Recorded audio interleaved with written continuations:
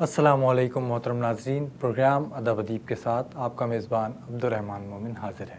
ناظرین کرام، ادب ادیب میں ہم آپ کی ملاقات ادب کے شعبے سے وابستہ مختلف شخصیات سے کرواتے ہیں، جن میں ادیب، شعراء اور ادب سے متعلق ایسی شخصیات ہوتی ہیں جن کو آپ دیکھنا اور سننا چاہتے ہیں۔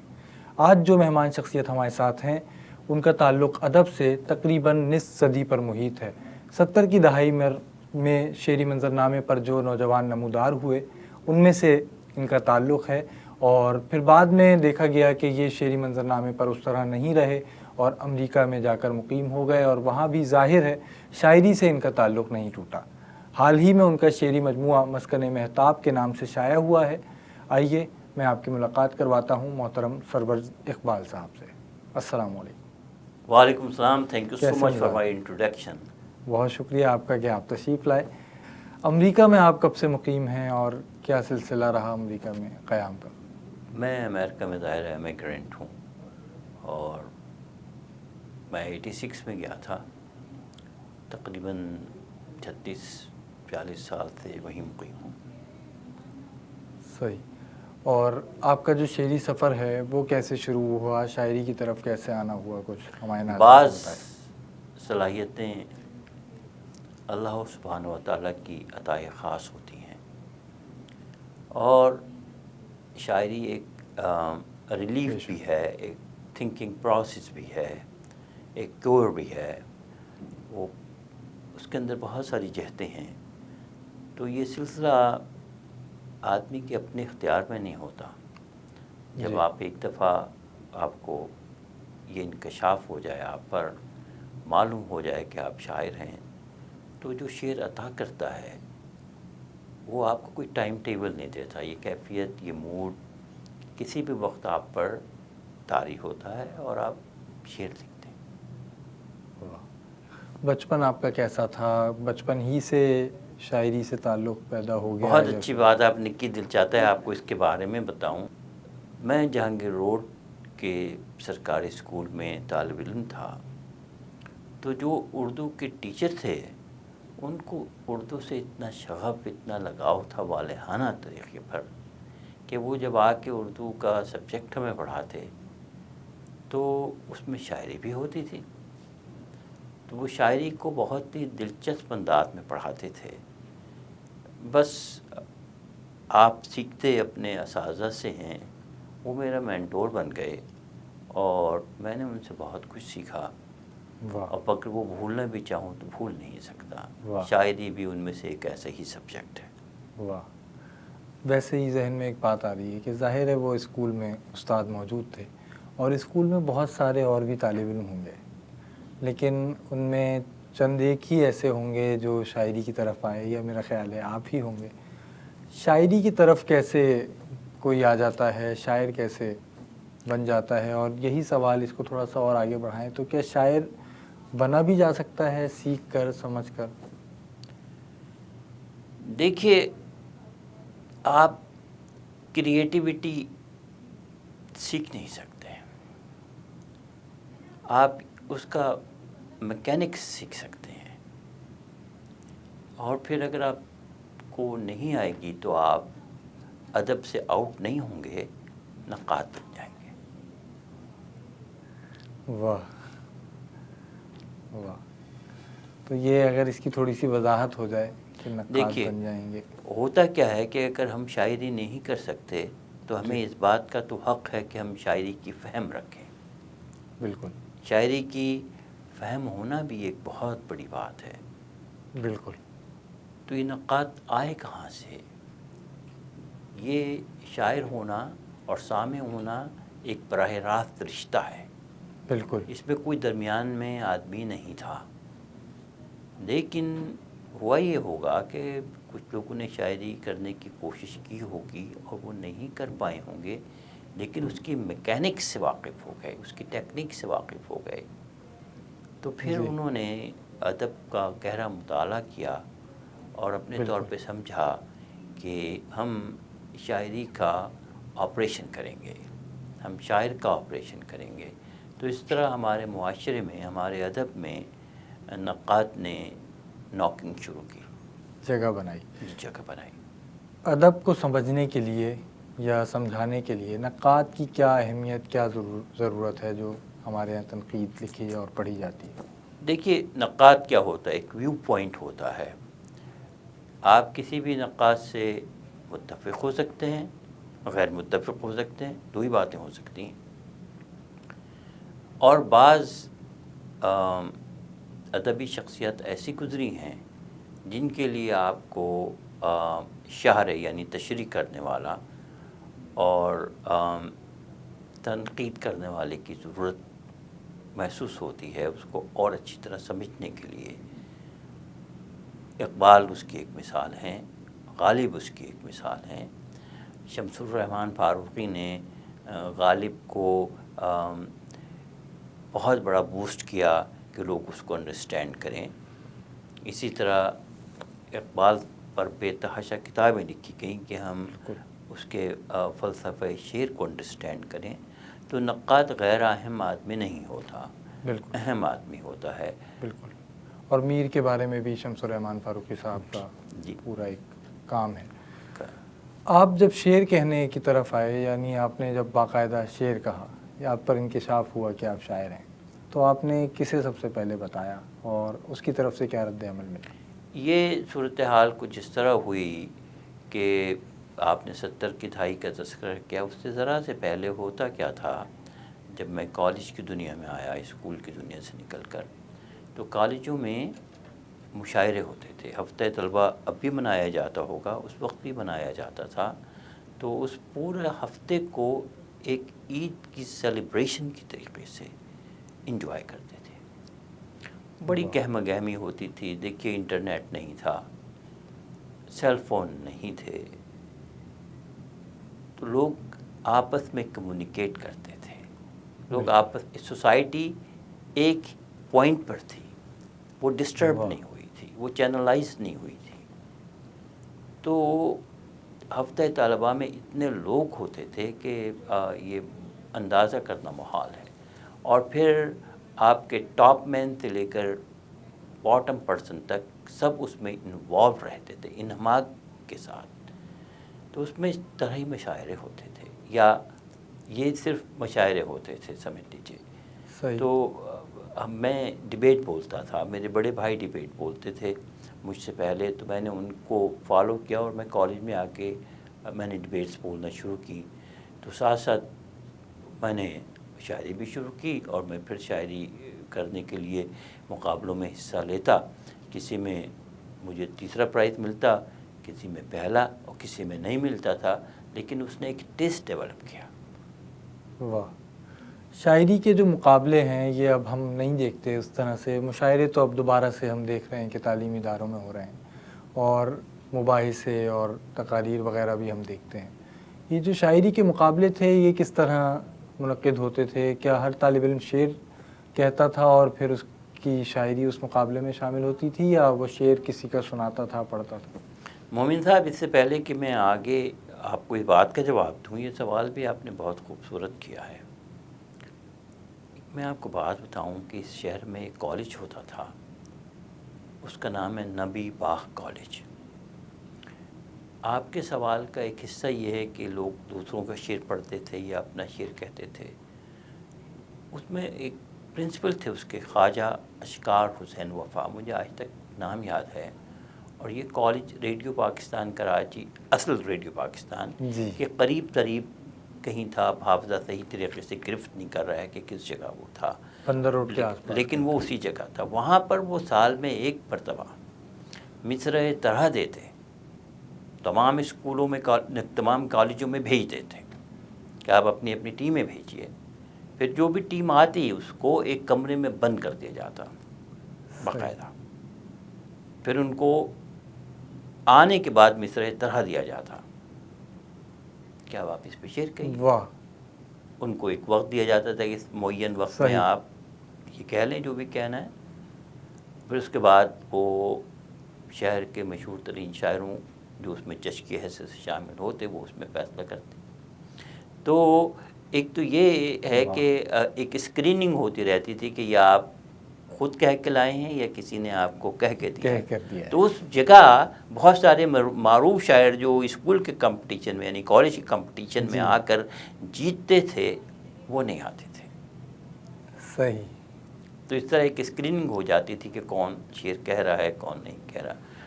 واہ کیا بات ہے. اب میرے ذہن میں ایک سوال آ رہا ہے، یہ 70 کی دہائی کی بات ہے جی. اور اوائل ہوں گے 70 کے، تو اس وقت جو طلباء جو شعراء اس میں حصہ لیتے تھے وہ آج کہاں ہیں؟ وہ ابھی بھی شعر و ادب سے جڑے ہوئے ہیں یا ان کا تعلق شعر و ادب سے پھر ختم ہو جاتا ہے؟ دیکھیے شاعر جو ہے وہ شاعر ہی رہتا ہے. ہوتا کیا ہے کہ شعر کہنے کی اپنی ایک لذت ہے، اور بہت سارے لوگ جس میں خود بھی شامل رہا بہت عرصے تک امریکہ جانے کے بعد، شعر کہنے کے بعد اپنے آپ کو سیٹسفائی کر لیتے ہیں. وہ خود 2 مرتبہ وہ غزل اپنے آپ کو سناتے ہیں. یاد رکھیے گا شاعر کا سب سے بڑا سامع وہ خود ہوتا ہے. تو پھر دوسری جگہ جا کے شعر سنائیں کی خواہش ختم ہو جاتی ہے. تو اب بہت سارے لوگ منظر عام پہ نہیں ہیں، بہت سارے لوگ ہیں.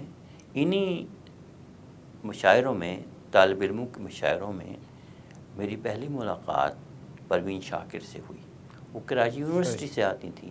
شاہدہ حسن سے ہوئیں، وہ آج تک شاعرہ ہیں. پروین شاکر رخصت ہو گئیں دنیا سے، اللہ ان کی مغفرت فرمائے. تو ابھی کچھ گزشتہ دن پہلے نقاش قاسمی چلے گئے. یہ سب لوگ جو ہے انہی مشاعروں میں شریک ہوا کرتے تھے، انہی مشاعروں میں اسٹیبلش ہو کر آئے. اس مشاعروں ہی سے ہم کو عزت ملی، شہرت ملی. اور ہمارے سینئرز شاعر جو تھے اس زمانے کے، آپ کو پتہ ہے 70 کی دہائی زرخیز تھی اس معاملے میں، اور بہت بڑے بڑے نام تھے ہمارے ساتھ. ہم ان ناموں کے بارے میں بھی آپ سے بالکل ضرور جانیں گے، اور یقیناً بہت سی یادیں ہیں جو ہمارے ناظرین کے ساتھ شیئر ہونی چاہیے. ناظرین کرام، ہمارے ساتھ سرور اقبال صاحب موجود ہیں. آپ ان کی گفتگو سن رہے ہیں. گفتگو کے سلسلے کو آگے بڑھائیں گے ایک وقفے کے بعد. آپ ہمارے ساتھ رہیے. اقوام عالم میں کیا ہو رہا ہے؟ کون چوکے اور چھکے لگا رہا ہے؟ دنیا میں طب اور انفارمیشن ٹیکنالوجی میں کیا تحقیقات ہو رہی ہیں؟ لالی ووڈ، بالی ووڈ اور ہالی ووڈ کی فلم نگریوں کی داستان. فیشن میں کیا ان ہے اور کیا ہے آؤٹ؟ یہ سب جاننے کے لیے وزٹ کیجیے ہماری ویب سائٹ wosa.tv. آپ ہمیں یوٹیوب، فیس بک، انسٹاگرام اور ٹویٹر پر بھی فالو کر سکتے ہیں. ہر خبر سے باخبر رہنے کے لیے دیکھتے رہیں WOSA TV.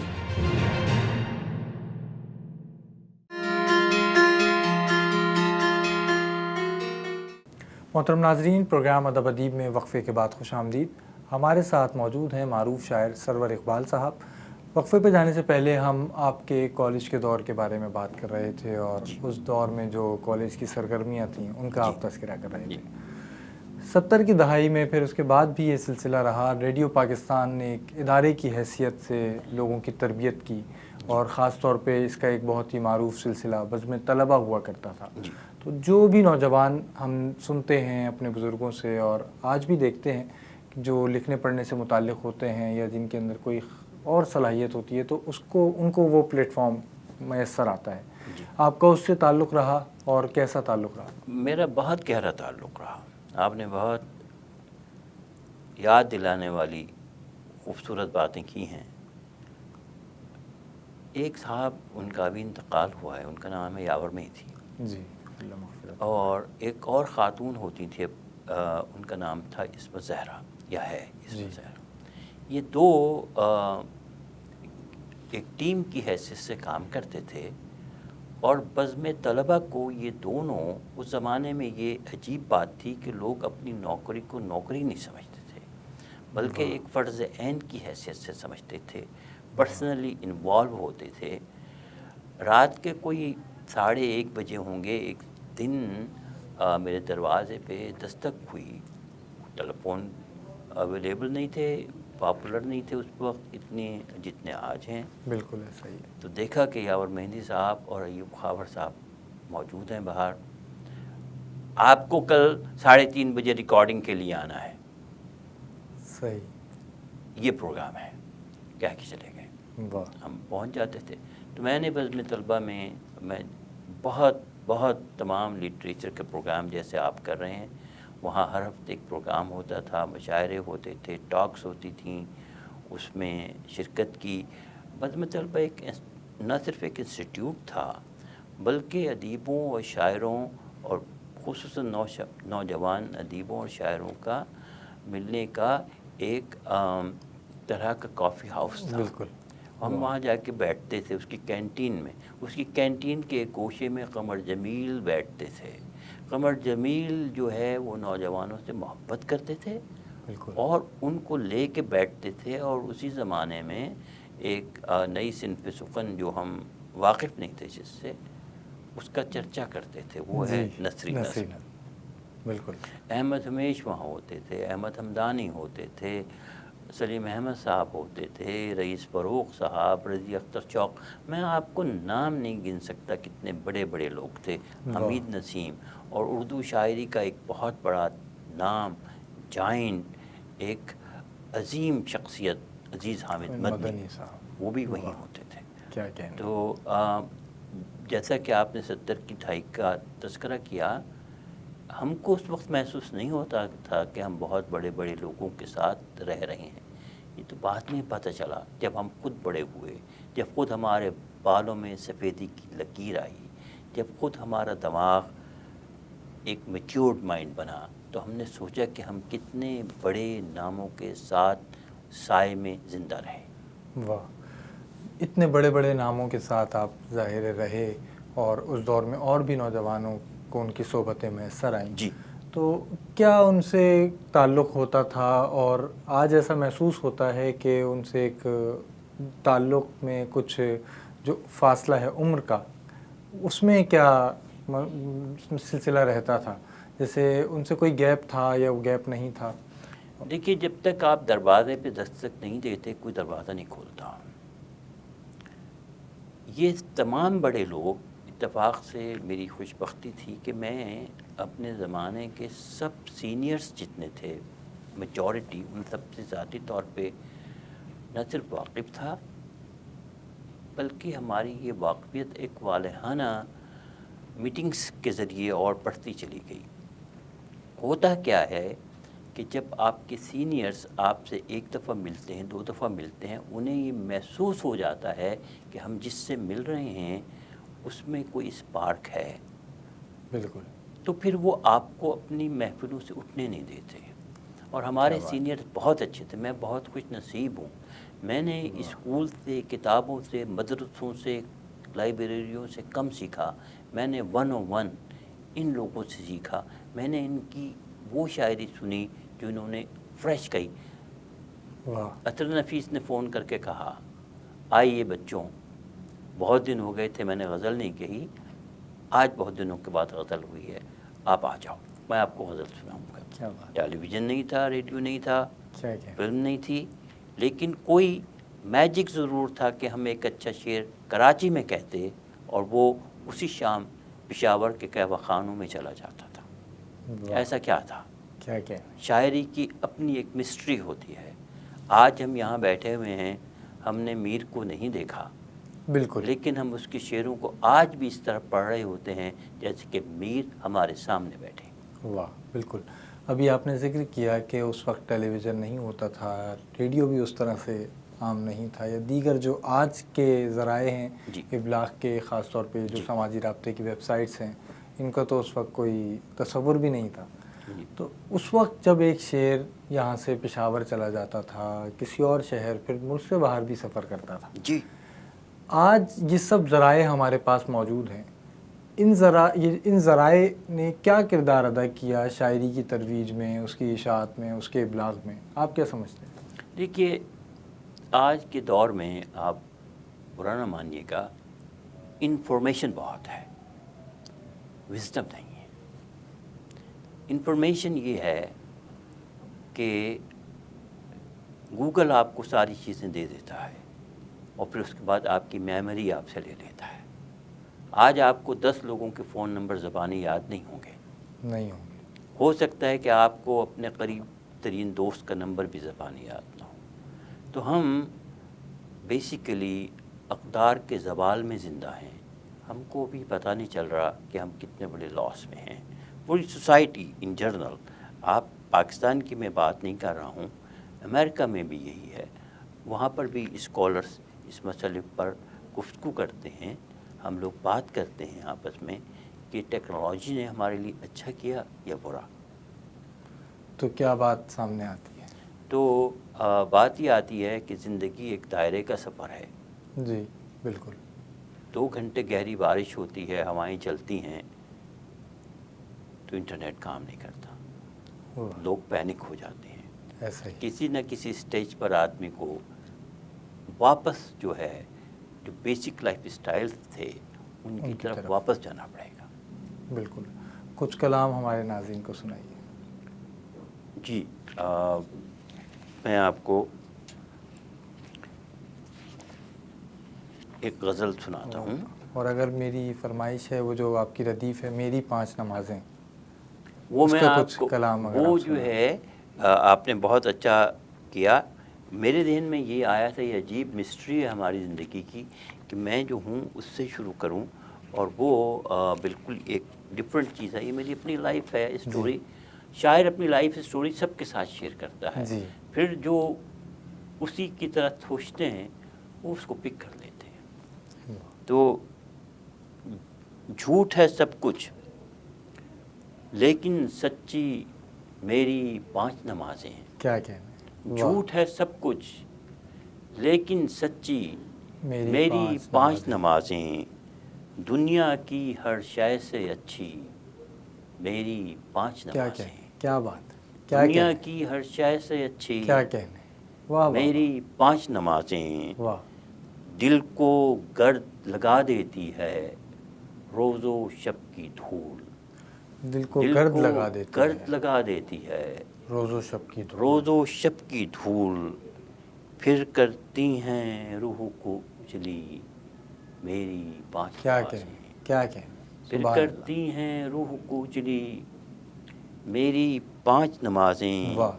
سرما کی رت لے آتی ہے اور بھی کچھ سرگرمی. واہ. سرما کی رت لے آتی ہے اور بھی کچھ سرگرمی. جلدی جلدی آتی جاتی میری 5 نمازیں. کیا کہنے. واہ واہ واہ. جلدی جلدی آتی جاتی میری 5 نمازیں. کیا کہنے. مجھے بچایا میرے رب نے تاریکی سے غفلت سے. واہ. مجھے بچایا میرے رب نے تاریکی سے غفلت سے. مجھ پہ عطا ہے میرے رب کی میری 5 نمازیں. کیا کہنے. سبحان اللہ. مجھ پہ عطا ہے میرے رب کی میری 5 نمازیں. مجھ کو میرے جان سے پیارے سارے میرے دوست. واہ. مجھ کو میرے جان سے پیارے میرے سارے دوست. واہ. لیکن قبر میں ایک ہی ساتھی. کیا کہنے. میری 5 نمازیں. کیا بات. کیا کہنے. سبحان اللہ. سبحان اللہ. واہ واہ واہ. ایک غزل کے کچھ شعر آپ کے لیے.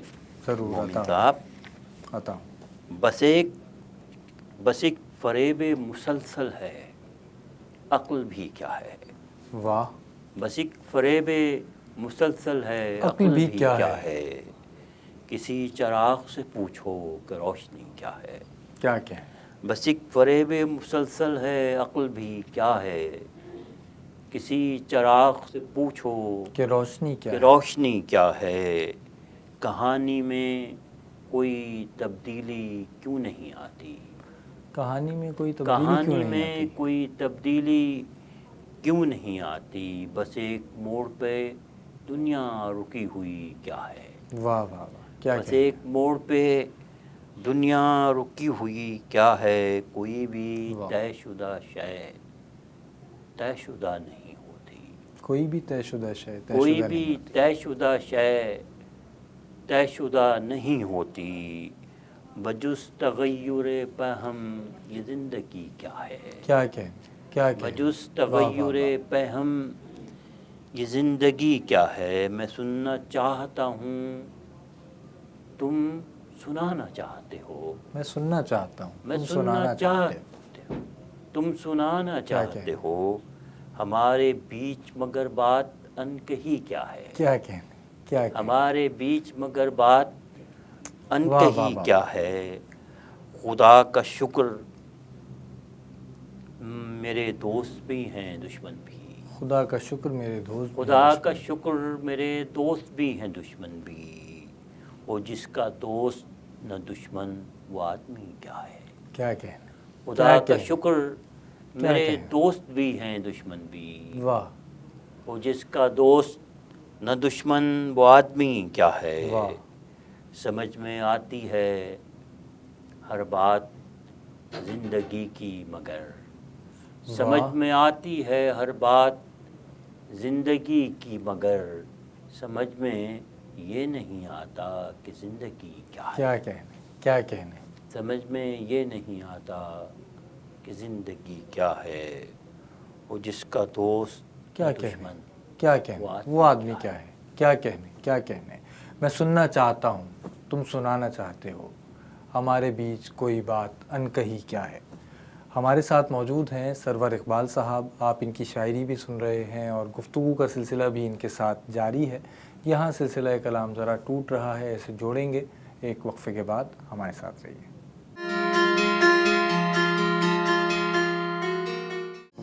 سنسنی کے شور میں مصدقہ خبروں کی پہچان.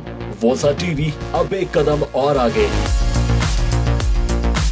حالات حاضرہ, خبریں اور تبصرے اب صرف ایک کلک کی دوری پر. اپنے اسمارٹ فون اور دوسرے گیجٹس اینڈرائیڈ یا آئی او ایس کے لیے ڈاؤن لوڈ کیجئے ووسا ٹی وی کی اپلیکیشن, یا امیزون اسٹک اور روکو ٹی وی پر دیکھیے 24/7 ووسا ٹی وی کی نشریات. ہر خبر سے باخبر رہنے کے لیے دیکھتے رہیں ووسا ٹی وی.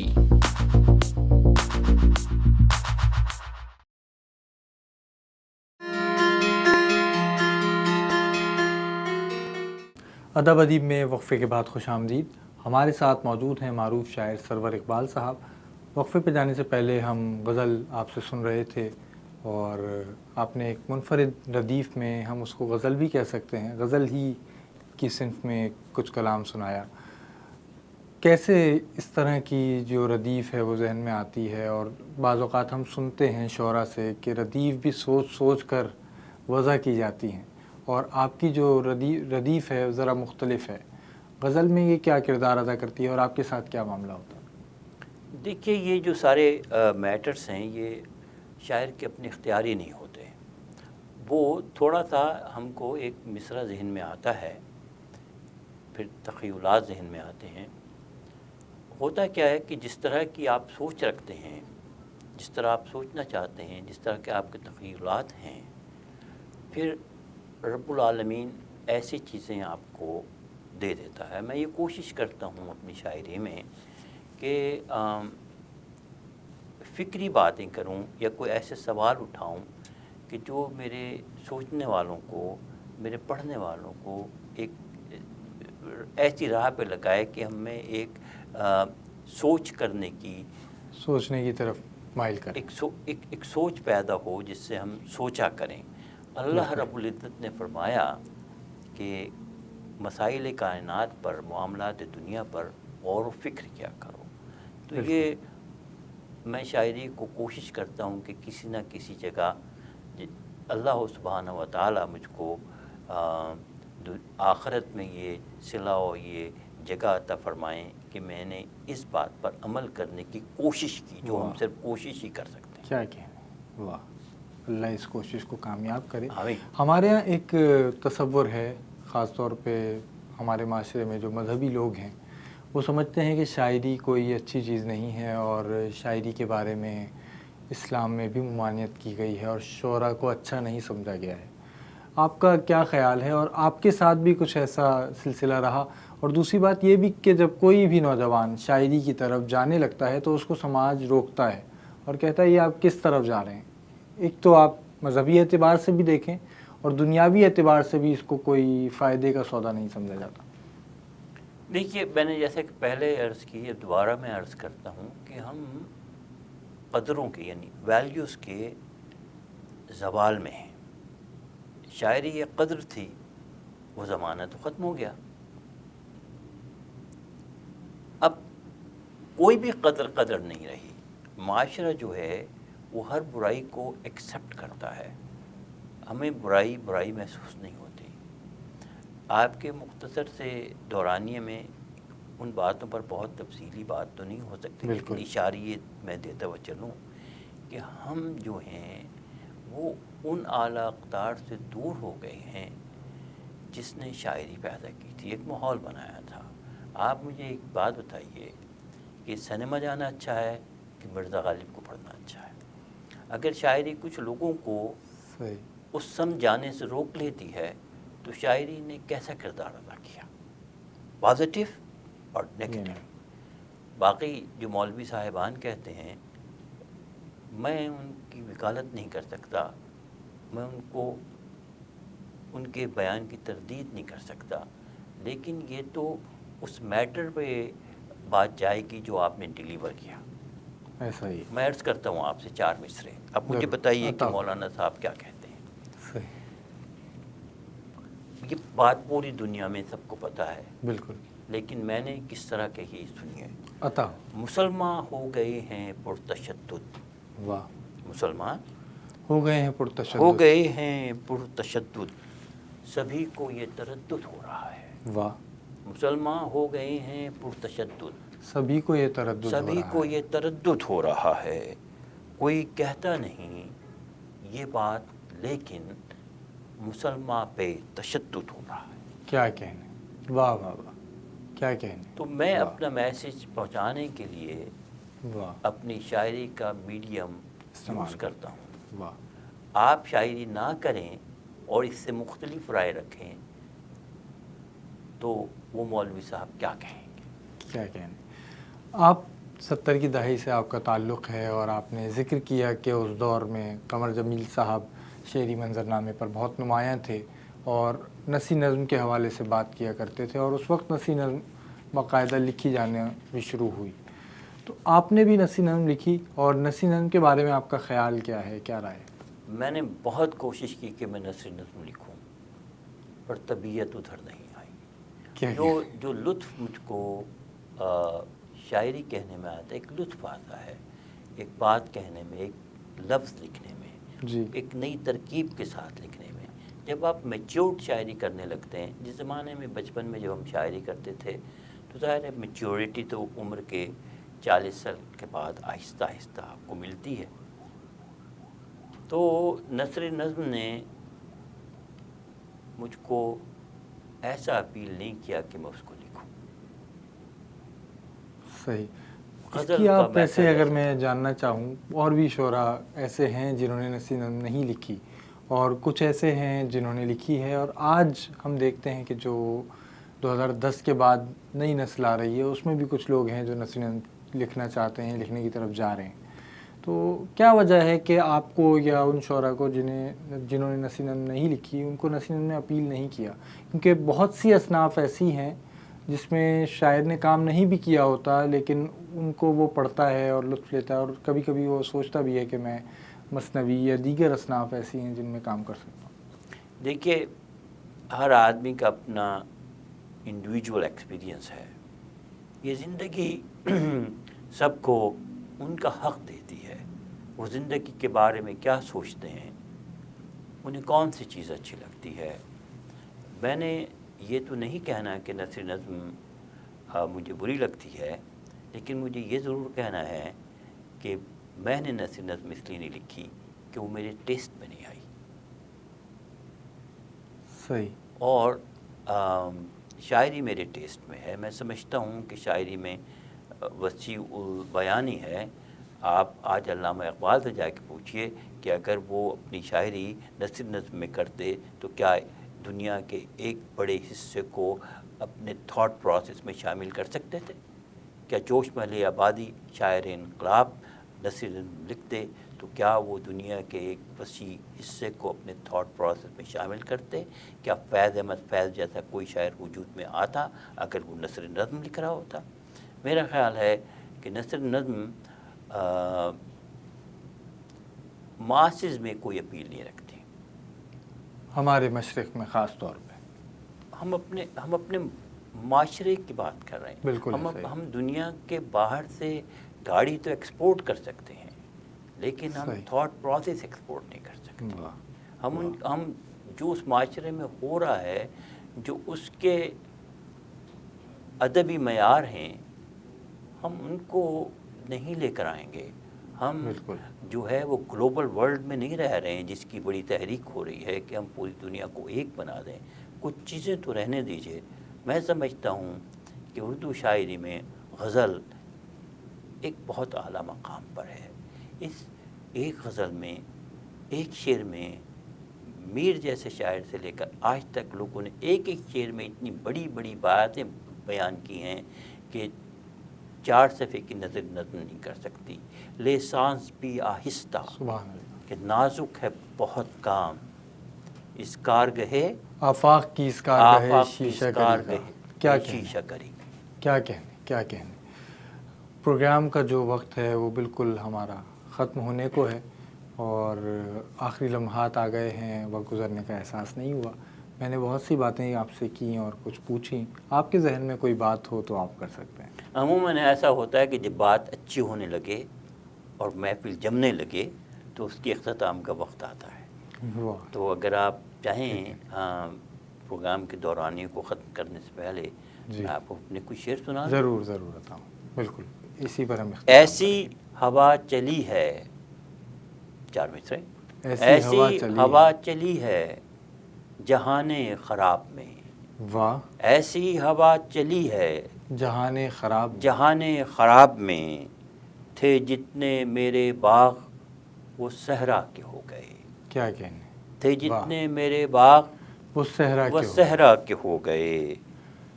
دنیا فریب ہے یہ بتاتے تھے سب کو ہم. واہ. دنیا فریب ہے یہ بتاتے تھے سب کو ہم. پھر یوں ہوا کہ ہم اسی دنیا کیا کہنے. واہ واہ. پھر یوں ہوا کہ ہم اسی دنیا کے ہو گئے. کیا کہنے. 4 مصرے اور. واہ. پہلے اس نے چاہا وہ مجھ کو تبدیل کرے. پہلے اس نے چاہا اس نے چاہا وہ مجھ کو تبدیل کرے. آخر اس نے مجھ کو میرے حال پہ چھوڑ دیا. کیا آخر اس نے مجھ کو میرے حال پہ چھوڑ دیا. میں نے اس کو خواب دکھائے کنگن نئے دلانے کے. واہ. میں نے اس کو خواب دکھائے کنگن نئے دلانے کے، اور پھر دیکھ کے جیب کی حالت اگلے سال پہ چھوڑ دیا. کیا کہنے. واہ واہ. اور پھر دیکھ کے جیب کی حالت اگلے سال پہ. کیا کہنے. واہ واہ واہ واہ. بہت خوب اور بہت بہت شکریہ آپ کا کہ آپ تشریف لائے. Welcome sir. اتنی اچھی آپ نے گفتگو کی، ہمارے ناظرین کو شاعری سنائی. ناظرین کرام، آج آپ نے محترم سرور اقبال صاحب سے ملاقات کی، ان کی شاعری سماعت کی اور آپ نے ان کی گفتگو میں بہت سے پیغامات دیکھے اور سنے اور یقیناً آپ نے وہ پیغامات اخذ کیے. آئندہ بھی ہم آپ کو ایسی ہی ادبی شخصیات سے ملواتے رہیں گے، اس امید اور دعا کے ساتھ کہ ادب اور ادیب ترقی کرتے رہیں. آپ کا میزبان عبد الرحمن مومن اجازت چاہتا ہے. اللہ حافظ.